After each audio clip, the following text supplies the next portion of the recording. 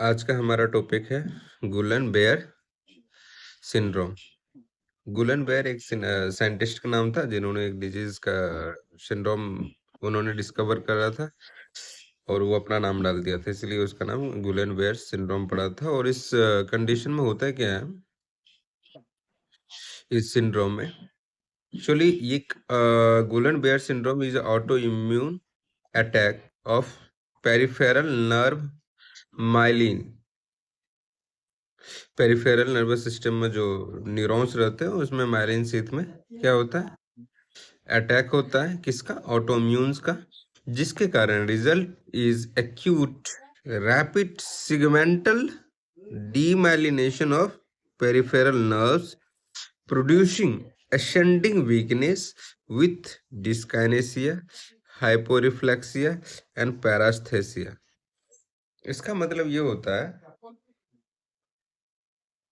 कि Gulen bear syndrome जो है, मैं आपको नोट्स में थोड़ा ओवरव्यू कराना चाहता हूँ कि अगर ये माइलिन शीथ है, ठीक, ये माइलिन शीथ है और ये सॉरी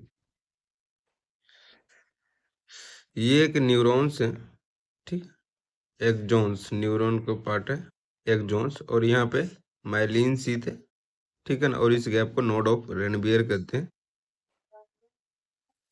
इसमें क्या होता है, ऑटो इम्यून्स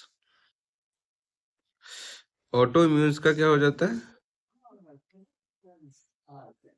ऑटो इम्यून्स का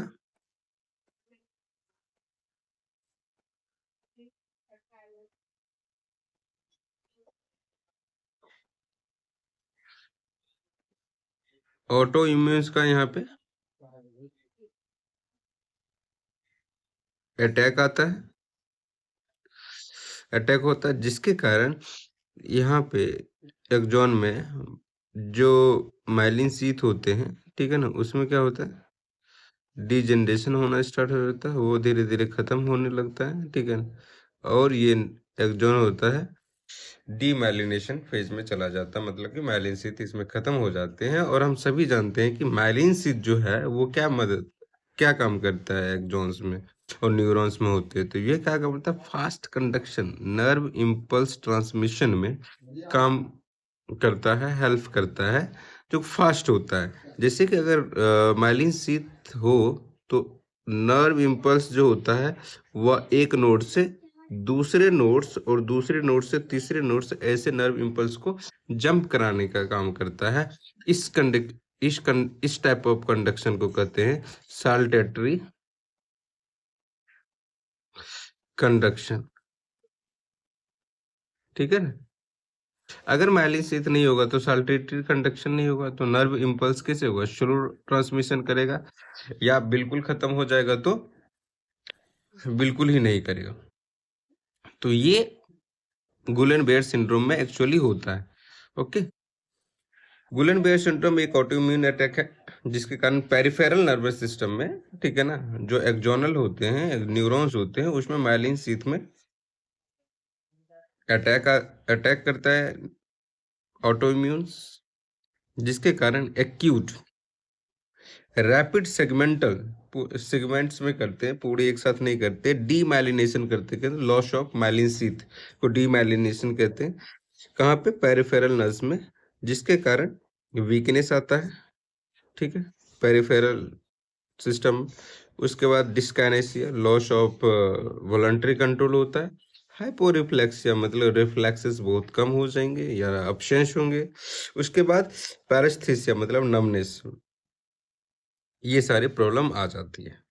इसको हम कहते हैं कि गुलेन बेयर सिंड्रोम्स। अब इसका कारण और रिस्क फैक्टर की बात करें तो इसके बहुत सारे रिस्क फैक्टर, जैसे बैक्टीरिया के कारण, ठीक है ना, और most common causes of bacteria कौन है, कैंपाइलोबैक्टर जेजुना। अगर किसी इन्फेक्शन हो जाए पेट में, ठीक है, तो वहाँ पे ये प्रॉब्लम कर सकता है। वायरल इन्फेक्शन हो जाता है जिससे साइटोमेगाली वायरस, ठीक है, और कोविड-19 भी गुलेन बेयर सिंड्रोम करवाता है। पोस्ट वैक्सीनेशन, वैक्सीनेशन के बाद, ठीक है, अगर कोई वैक्सीन बच्चे को लगाया उसके बाद, बट रेयर चांसेस है, आफ्टर सर्जरी और ट्रॉमा, ट्रॉमा और सर्जरी के बाद भी ये प्रॉब्लम आ सकता है। ये आपको दिख रहा होगा, ठीक है ना, डीमाइलिनेशन हो रहा है, डीमाइलिनेशन हो रहा है किसका, माइलिन शीथ का। ओके, और ये एक पेशेंट है किसका, गुलन बेयर सिंड्रोम का। उसके बाद पैथोफिजियोलॉजी की बात करेंगे तो कैसे कैसे ये कंडीशन हो रहा है। तो किसी भी कारण से, जैसे बैक्टीरिया और वायरस, ठीक है ना, कैंपेलोबैक्टीरिया और कोविड-19 के कारण इन्फेक्शन हुआ, ठीक है ना, और इन्फेक्शन होने के कारण इम्यून एक्टिवेट हुआ, ठीक है ना, और इम्यून एक्टिवेट होने के हुआ, वो ऑटो इम्यून जो होता है वो अटैक करना स्टार्ट कर दिया खुद के पेरिफेरल नर्व पे, ठीक है ना, और वहां पे डिस्ट्रक्शन करना स्टार्ट कर दिया था माइलिन शीथ का, ठीक है ना। जब माइलिन शीथ का डिस्ट्रक्शन करेगा तो नर्व कंडक्शन क्या हो जाएगा, स्लो हो जाएगा, डिक्रीज हो जाएगा, जिसके कारण ये मसल्स वीकनेस आएगा, ए रिफ्लेक्सिया आएगा और नमनेस होगा, ये प्रॉब्लम। तो पैथोफिजियोलॉजी हमने समझ लिया। अब हम चाहते हैं क्लिनिकल मैनिफेस्टेशंस, मतलब किसी को गुलन बेयर सिंड्रोम होगा तो क्या क्या साइन एंड सिम्टम्स देखने को मिलेगा। पहले नंबर तो सिमेट्रिकल, सिमेट्रिकल असेंडिंग वीकनेस होगा। सिमेट्रिकल असेंडिंग वीकनेस मींस कि पेशेंट को, अगर ये पेशेंट है, ठीक है, अगर ये पेशेंट है,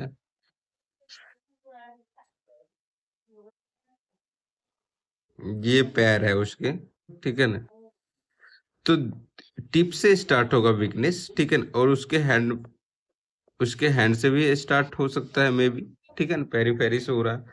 ये दोनों साइड में होगा, ये नहीं कि एक साइड में होगा एक साइड में नहीं होगा। वो असेंडिंग है, मतलब कि पहले टू में होगा, उसके बाद धीरे धीरे ये बढ़ता जाएगा, धीरे धीरे चेस्ट लेवल पाएगा, नेक में भी जा सकता है, ठीक है ना, स्टमक में भी जा सकता है। तो ये असेंडिंग दोनों साइड से होंगे, कि एक पैर में हुआ एक पैर में नहीं हुआ। ये सिमेट्रिकल असेंडिंग वीकनेस है। पहले लेग्स में होंगे, फिर आर्म्स होंगे, फिर फेस में होंगे, इस टाइप के। लॉस ऑफ रिफ्लेक्सेस हो जाएंगे, ठीक है ना, रिफ्लेक्सेस लॉस हो जाएंगे। कहाँ पे मोस्टली रिफ्लेक्सेस लॉस होंगे, लोअर एक्सट्रीमिटीज में होंगे। क्वाड्रिप्लेजिया होगा। उसके बाद न्यूरोमस्कुलर रिस्पिरेटरी फेलियर होगा, ठीक है ना। अगर रिस्पिरेटरी में अगर ये वीकनेस पहुंच गया और लंग्स के मसल्स में, जैसे डायफ्राग्म, अगर स्टमक में चला गया, डायफ्राग्म को अफेक्ट कर रहा है और इस इंटरकोस्टल एक्सटर्नल और इंटरकोस्टल मसल्स को अफेक्ट कर रहा है, तो वहां पे रिस्पिरेटरी रिलेटेड प्रॉब्लम आएगा, सांस लेने में दिक्कत होगी, ठीक है। डिप्लोपिया होगा, दो दो दिखाई सकता है। डिस्फेजिया हो गया, अगर इसोफेगस के मसल्स को अफेक्ट कर रहा है तो डिफिकल्टी इन सोलोइंग होगा। हार्ट के मसल्स में कोई दिक्कत कर रहा है तो हाइपरटेंशन हो सकता है, ब्रेडिकार्डिया, टेकिकार्डिया, ये सारी चीजें हो सकते हैं। मोस्टली साइन एंड सिम्टम्स में क्या होता है कि एसिमेट्रिकल असेंडिंग वीकनेस होता है, जो वेरी वेरी इंपॉर्टेंट है। पहले लेग्स, आर्म्स और फेस में होंगे, उसके बाद रिफ्लेक्सेस लॉस होंगे, ठीक है ना, और न्यूरोमस्कुलर रिस्पिरेटरी फेलियर होंगे। मोस्टली पेशेंट का जो डेथ होता है इसी के कारण होता है, रिस्पिरेटरी फेलियर का।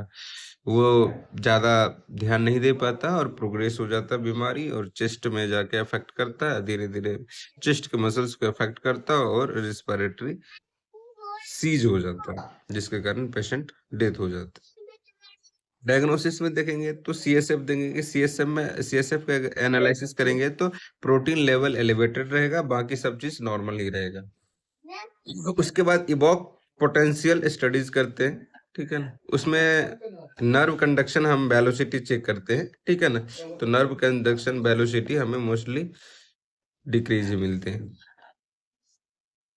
मेडिकल मैनेजमेंट में क्या करेंगे, इम्यूनोग्लोबिन्स आईवी देंगे, ठीक है ना, प्लाज्मा फेरेसिस करेंगे, जो खराब एंटीबॉडीज हैं, ठीक है ना, उसको बाहर निकालेंगे।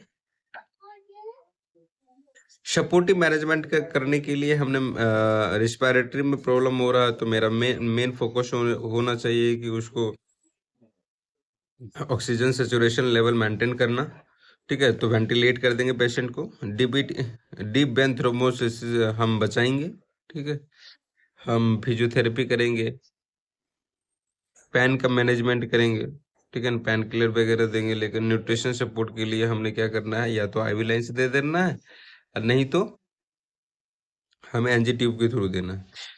नर्सिंग मैनेजमेंट की बात करें तो नर्सिंग मैनेजमेंट में हमने सबसे ज़्यादा जो इम्पोर्टेंट एस्पेक्ट में ध्यान रखना है वो रिस्पिरेटरी स्टेटस, क्योंकि गुलेन बेयर सिंड्रोम में जो हमने पहले भी बताया था कि पेशेंट का जो डेथ होता है वो involvement of chest muscles respiratory muscle के कारण होता है।